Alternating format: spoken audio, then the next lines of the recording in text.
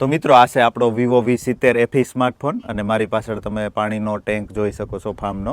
તો એ ટેન્કમાં આપણે આજે આ ફોનને 2 થી 3 કલાક પૂરતો રાખવાનો છે.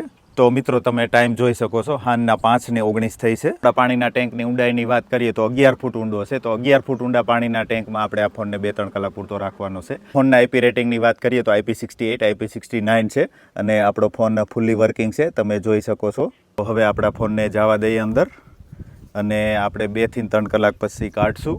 તો મિત્રો ફોન આપણો તળિયે પહોંચી ગયો છે અને હવે ફોનને આપણે 2 થી 3 કલાક પછી કાઢશું. 7:04 થવા આવી છે, એટલે કે આપણો મોબાઈલ ટાંકામાં નાખ્યો એને 2-2.5 કલાક જેવો ટાઈમ થયો છે. મિત્રો હવે કાઢી અને જોઈએ આપણો ફોનની હાલત શું છે એ.